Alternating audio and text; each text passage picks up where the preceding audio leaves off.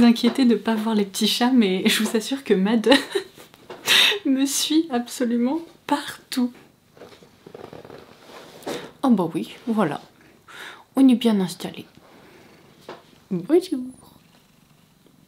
Tu vas pas me laisser travailler? Je vais pas m'en sortir.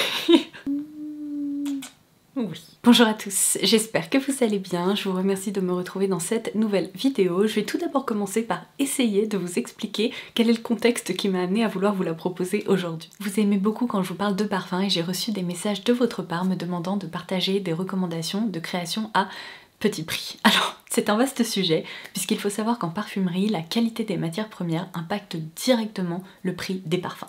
Alors on est d'accord, ce n'est pas le seul élément à considérer, il y en a plein d'autres, comme par exemple quel est le nez qui a travaillé sur ce parfum, quel a été le volume de flacons qui ont été produits, est-ce que les flacons ont été agrémentés de certains détails particuliers, et évidemment on ne parle même pas de toute la partie marketing en matière de parfums de designer avec des égéries, des campagnes de pub à gogo, c'est généralement le poste qui coûte le plus cher. Alors évidemment ma première réaction a été de me dire que de réussir à trouver des parfums de qualité à tout petit prix, c'est franchement loin d'être évident.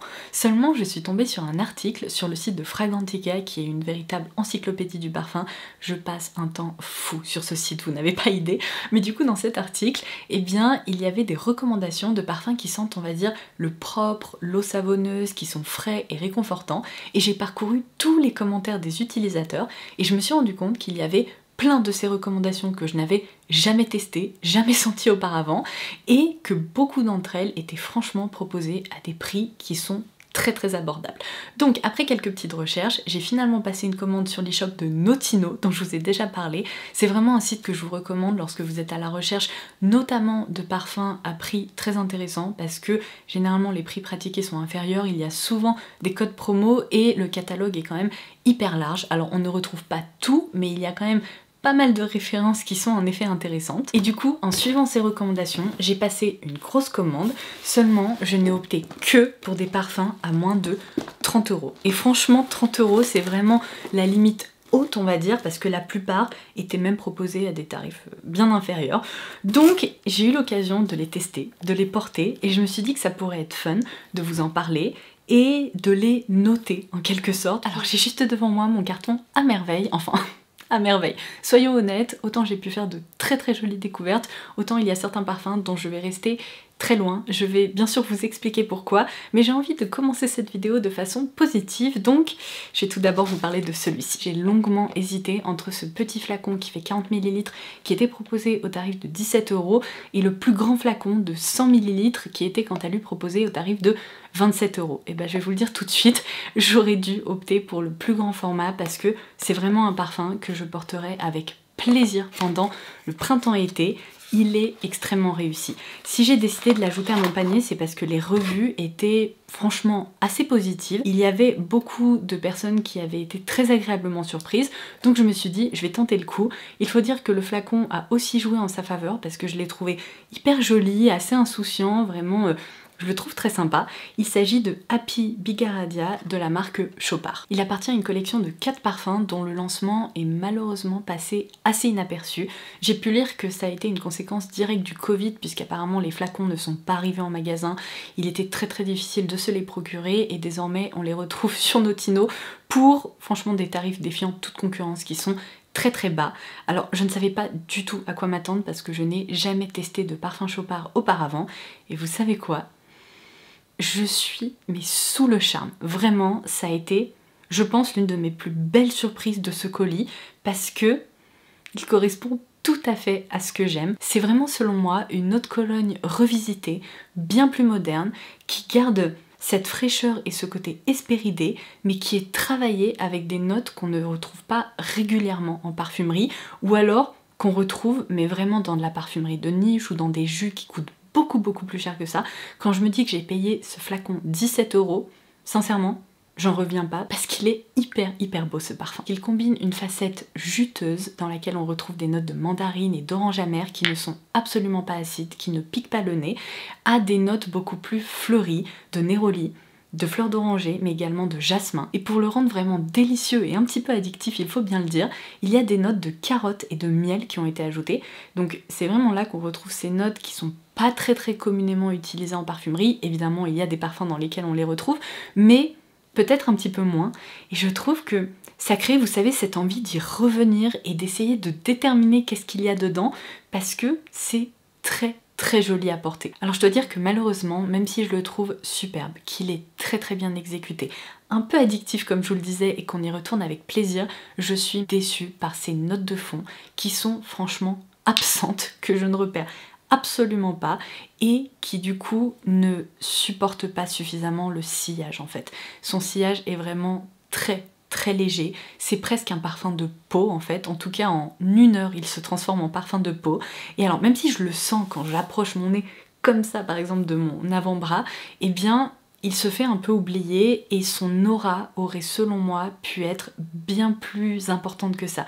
Parce que comme je vous le disais, il est tellement joyeux qu'on a envie de le partager et là c'est vraiment plus un parfum pour soi. Alors avec cette référence, il va falloir abuser un petit peu, c'est-à-dire que 2 ou 3 sprays ne suffiront pas, il va falloir presque se baigner dedans, et j'exagère qu'à peine, c'est-à-dire que 10 ou 12 sprays, ça vous permettra de profiter d'un sillage peut-être un petit peu plus intéressant que si vous en aviez moins appliqué, et là vous comprenez pourquoi je regrette de ne pas avoir pris le format de 100 ml, parce qu'il se comporte presque comme une brume parfumée en fait. Je n'hésite pas à en réappliquer dès que j'en ressens le besoin, je pense que lorsqu'il fera très chaud, il sera hyper agréable à porter, mais à cause de tous les éléments que je viens de mentionner, je pense que je lui donnerai un 7,5 sur 10 parce que je veux vraiment souligner qu'il est beau, il mérite vraiment le détour et il mérite d'être senti et d'être porté.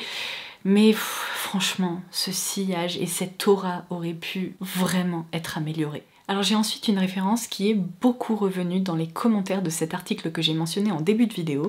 Il s'agit d'un parfum de célébrité, c'est le Glow de Jennifer Lopez. Apparemment, ce parfum était décrit comme un parfum propre, poudré, qu'on utilise vraiment avec plaisir lorsqu'on sort de la douche parce qu'il booste ce côté propre de la peau. Donc évidemment vous me dites ça, moi je signe tout de suite. Lorsque je l'ai reçu, je sais pas à quoi je m'attendais, mais je vais vous dire un truc, je m'attendais à peu près à tout sauf à ça. Mais quelle horreur ce flacon, mais qu'est-ce que c'est que ça? Je trouve cette esthétique mais terrible, vraiment terrible. Vous savez, on a presque honte de poser ça sur une commode ou dans sa salle de bain. Bref, alors, laissons ça de côté parce que le plus important c'est évidemment le parfum qui se trouve à l'intérieur. J'ai dû le porter à plusieurs reprises pour former mon avis à son sujet parce que je suis passée par différentes phases. Au premier sniff, j'ai été agréablement surprise. Je me suis dit, tiens, ok, je peux voir ce côté un peu peau propre, un peu eau savonneuse, etc. Sauf qu'en le portant, c'est vraiment là où je me dis qu'on n'a pas toutes et tous la même notion de ce que c'est une odeur de propre, parce qu'en fait, sur la peau, il se développe comme une odeur de talc pour bébé, hyper poudré, mais extrêmement synthétique, très chimique. C'est pas réaliste du tout. J'ai vraiment, quand je le porte, cette sensation de porter un parfum hyper cheap. Et sincèrement, c'est assez désagréable. En tout cas, moi, avec mon nez, je trouve ça pas très réussi. Alors si vous l'aimez, évidemment, profitez-en. Je vous le dis à chaque fois, le parfum, c'est extrêmement personnel. Mais malheureusement, pour ma part, ça n'a pas fonctionné. Je pense que c'est un parfum auquel je donnerais quelque chose comme 4 sur 10. Parce que c'est pas une catastrophe, ça sent pas mauvais. C'est juste que, comme je vous le disais, c'est synthétique. Les fleurs blanches et le côté musqué poudré ne sont pas réaliste du tout. Je trouve que sur ma peau, il y a cette odeur de spray pour toilette publique qui se développe et c'est terrible. J'ai pas du tout envie de sentir comme ça. Alors ensuite, je vais absolument vous parler de celui-ci parce que il est superbe. On passe de l'autre côté du spectre, le flacon est hyper réussi et je ne savais pas du tout à quoi m'attendre et ça a aussi été une très belle surprise. Il s'agit de Bella Blanca d'Oscar de la Renta.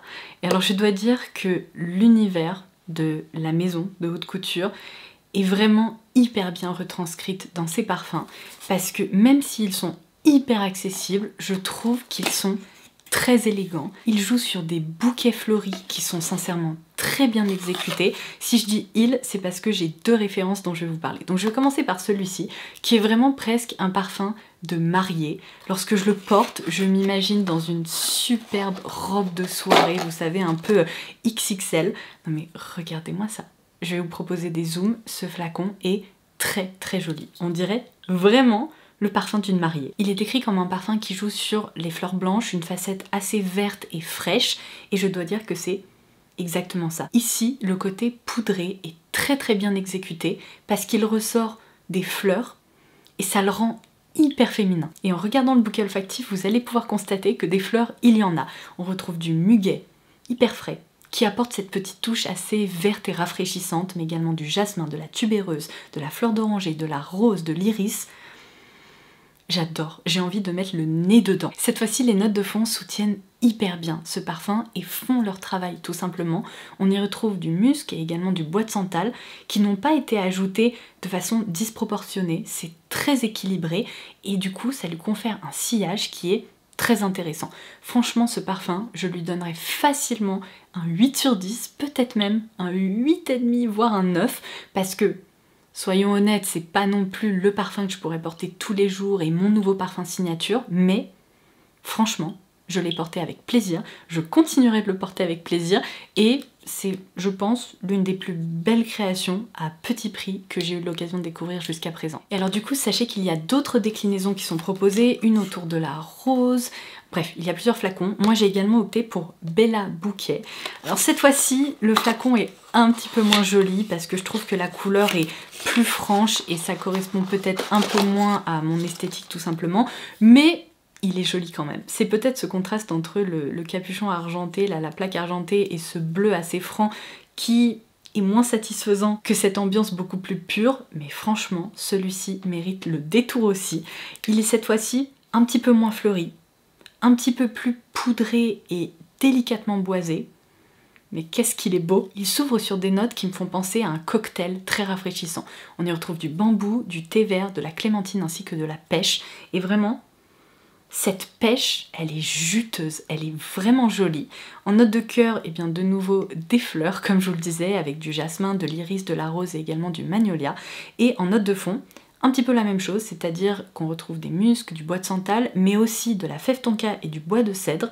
Et c'est pour ça que celui-ci, c'est vraiment une version assez rafraîchissante, parfaite à porter au quotidien. Il est très très sympa aussi. Alors lequel je préfère, c'est difficile à dire, parce que celui-ci me rappelle un petit peu les créations de Elissab, si vous en avez déjà senti.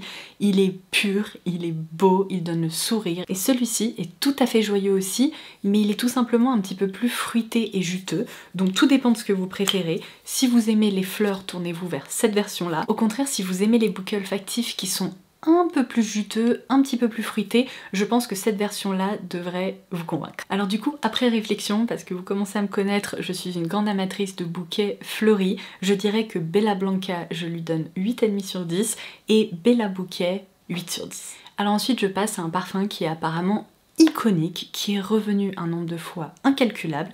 Il s'agit de Joop le Bain. Alors non seulement je n'en avais jamais entendu parler, mais en plus je ne l'avais évidemment jamais testé, donc autant vous dire qu'après avoir lu que c'était vraiment une odeur d'eau savonneuse, de peau propre, presque de lessive, un parfum qui est hyper réconfortant, et bien franchement, j'en attendais monts et merveilles. Alors pareil, je suis passée par plusieurs stades en testant ce parfum, parce que je dois dire que je m'attendais pas à ça. Moi, quand on me dit le bain, je m'attends un peu à un univers créé par Philosophy avec Pure Grace, c'est-à-dire une odeur d'eau savonneuse, tout simplement, de mousse un peu luxuriante qu'on retrouve au-dessus de l'eau du bain. Et je vais vous afficher son bouquet olfactif à l'écran, mais je ne vais même pas prendre la peine de vous le lire, parce que je vais vous dire un truc. Pour moi, ce parfum, c'est l'odeur presque exacte de l'huile d'amande douce. Si vous aimez l'amande douce, franchement, c'est vraiment la version parfumée de l'huile, c'est-à-dire que c'est un concentré d'amande douce. C'est assez crémeux, enveloppant, c'est très agréable et franchement, oui, c'est une odeur de propre. J'ai l'impression, lorsque je ferme les yeux, de traverser les époques et c'est une expérience à part entière. Seulement, il n'est pas trop enfantin non plus. C'est vraiment une odeur de propre, multigénérationnelle en quelque sorte. Je verrais autant une vieille dame porter ce parfum que une enfant de 6 ans. Vous voyez ce que je veux dire? C'est vraiment très bizarre, mais ça fonctionne. Alors celui-ci, je lui donnerais bien un 7 sur 10, tout simplement parce que il est très bien exécuté. Je trouve que c'est un parfum réaliste et réussi. Seulement, il faut vraiment avoir envie de sentir la menthe douce et ce n'est pas toujours mon cas. Je passe à une petite déception. Alors, disons que je suis mitigée, tout simplement. C'est White Musk de la marque Jovan. Ce parfum me coûtait vraiment pas très cher parce que de mémoire, je crois que ce grand flacon de presque 100 ml était proposé autour de 10 ou 12 euros. Enfin, vraiment, c'est un musc très accessible. Je vais vous dire un truc, c'est quasiment, mais vraiment quasiment le même parfum que White Musk de The Body Shop. Donc si vous aimez la gamme de parfums musqués de The Body Shop, c'est peut-être une option à essayer, seulement je trouve qu'ici, malheureusement, il tient beaucoup moins bien. C'est aussi un parfum dans lequel il faut littéralement se baigner, il faut vraiment beaucoup en vaporiser pour en profiter un petit peu, mais il se fait vite oublier, et en fait il se transforme en parfum de peau. Donc quand on s'approche comme ça, on le sent, il est agréable. D'ailleurs, c'est un musc qui n'est pas du tout animal. Il est très réconfortant, un petit peu poudré, fleuri. Donc ça, c'est sympa.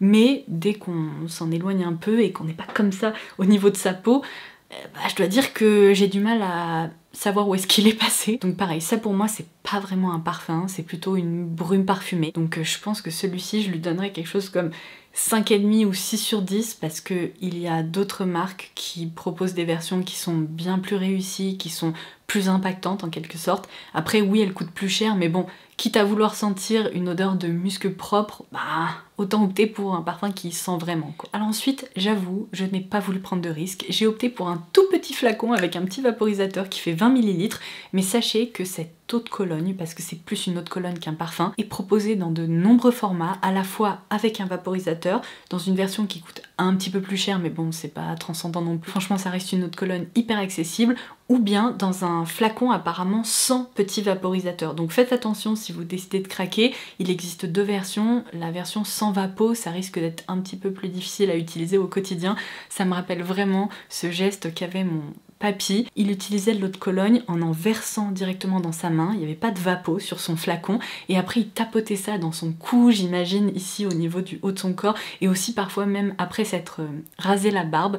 Ça me rappelle des souvenirs, mais vous pouvez pas savoir, j'y tiens mais beaucoup. Il s'agit ici du coup de l'eau de Cologne numéro 4711, qui est apparemment vraiment l'eau de Cologne la plus connue, c'est l'une des premières, c'est vraiment une institution de la parfumerie, et moi je l'avais jamais senti, donc il fallait vraiment que je remédie à ça, et bah franchement, c'est une belle eau de Cologne, qui est hespéridée, qui est assez joyeuse, qui est parfaitement mixte. Je trouve qu'elle possède un petit côté un peu réconfortant qu'on retrouve dans la gamme des eaux de Cologne Tom Ford, vous savez, dans ces flacons bleus, notamment dans Neroli Portofino. Et c'est drôle parce que dans les commentaires, il y a plein de gens qui disent que Tom Ford s'est inspiré de cette eau de Cologne pour créer justement les parfums de sa gamme. Donc si vous voulez une alternative à tout petit prix, surtout quand on regarde le prix des parfums Tom Ford, eh bien je dois dire que celle-ci fait du très bon travail. J'étais très étonnée. En fait, ça fait partie d'un univers olfactif qui me plaît, qui me touche, vers lequel je me tourne naturellement dans plein d'autres marques, et du coup, j'ai pas été perdue en la sentant. Au contraire, il y a un petit côté de ah, je rentre à la maison, vous savez. Ça me rappelle des vacances en Italie, quand on est enfant, alors que je ne suis jamais allée en Italie en vacances quand j'étais petite.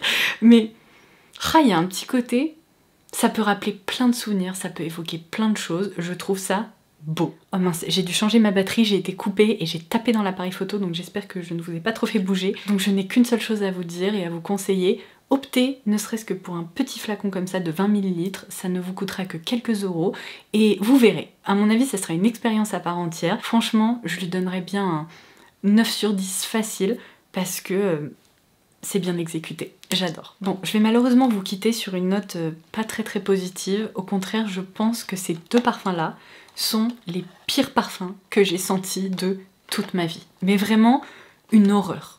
J'ai pas de mots pour les qualifier. En même temps, je crois que je les ai payés respectivement 3,80 € et 4,80 € ou un truc comme ça pour 100 ml. Non mais sérieusement, à quoi je m'attendais, je ne sais pas. Mais pareil, ils sont revenus dans la liste et les commentaires étaient bon très tranchés pour le coup. Je me suis dit, on va tester, au pire j'ai pas grand chose à perdre. Eh ben mon dieu, j'aurais mieux fait de m'abstenir. Alors par quoi je commence? Celle-ci, parce que c'est vraiment la pire des deux. Je lui donnerais 0 ou 1 sur 10. Ça a été une catastrophe dans mon nez, si vous voulez. Je me suis dit, mais qu'est-ce que c'est que ce truc? c'est une odeur piquante, poivrée, mais on a l'impression qu'on a fait tomber le flacon de poivre à l'intérieur. Et il y a un côté vieux papier aussi. J'aurais du mal à vous expliquer, c'est tellement synthétique, agressif, je ne comprends pas. Qu'est-ce que c'est? Qui porte ça? Je ne sais pas, c'est conceptuel. En tout cas, si vous pouvez éviter, ne vous laissez pas tenter comme moi, ça ne mérite pas du tout le détour. Ouf. Ah pardon, je me suis tellement emballée que je vous ai pas dit, c'est l'eau de toilette Charlie White de Revlon. Et oui, Revlon propose du parfum. Bon, autant vous dire qu'on peut compter sur eux pour des produits de make-up qui sont au top, mais en matière de parfum, c'est pas ça. Et alors du coup, la déclinaison la plus connue de Charlie, c'est apparemment Charlie Red. Juste, non. Celui-ci, je lui donnerais peut-être 2 ou allez 3 sur 10 parce qu'il est beaucoup moins désagréable. Franchement, je pourrais presque me forcer à le porter, mais j'aurais vraiment l'impression de puer toute la journée, donc si vous voulez, j'ai pas trop envie non plus. C'est terrible à dire, mais les notes sont hyper mal mélangées. Ce bouquet olfactif part dans tous les sens, à tel point que on sait même plus où on est. Et en même temps, on se dit, mais qu'est-ce que c'est que ça? Et c'est quoi cette odeur qui est en train de se développer sur ma peau? Sur ma peau, justement, il se développe très mal. C'est très désagréable, ça monte à la tête. Et malheureusement pour moi, la note qui ressort le plus, c'est cette note de pêche très cheap, vraiment pas agréable. C'est pas une pêche juteuse comme j'ai pu vous décrire là il y a quelques minutes dans d'autres parfums. Non, c'est vraiment... Ah, je sais ce que ça sent. Oh mon dieu. Ah bah ça y est. Maintenant que j'ai trouvé, je peux plus oublier. Ça sent un mélange de transpiration et d'urine. C'est horrible. C'est vraiment horrible. En tout cas sur ma peau. Mais oui, c'est ça. C'est acide. C'est vraiment pas un parfum que je vous recommande. Alors en même temps, j'imagine qu'à 4 € les 100 ml, on peut difficilement faire mieux que ça. Je l'entends parfaitement. Mais du coup, est-ce que ça mérite pas quand même de monter aux 15 ou 17 €? Parce que là, vous pourriez vraiment avoir un jus qui se comporte bien, qui est agréable. Celui-ci, je trouve qu'il est imprévisible. Donc pour moi, c'est un fail magistral. Et voilà, c'est tout pour aujourd'hui. J'espère que cette vidéo vous aura plu et que vous aurez trouvé ce concept assez fun. Maintenant, c'est à votre tour de me laisser un petit commentaire ci-dessous en me disant, est-ce que vous avez déjà testé certains de ces parfums? Si oui, qu'en avez-vous pensé? Et n'hésitez pas également à ajouter des petites recommandations de parfums à moins de 30 € que vous trouvez réussis. Même si c'est un véritable challenge, comme vous avez pu le voir, je suis convaincue que vous serez de bons conseils. Donc en attendant ma prochaine vidéo, je vous embrasse très fort et je vous dis à très vite. Bye bye!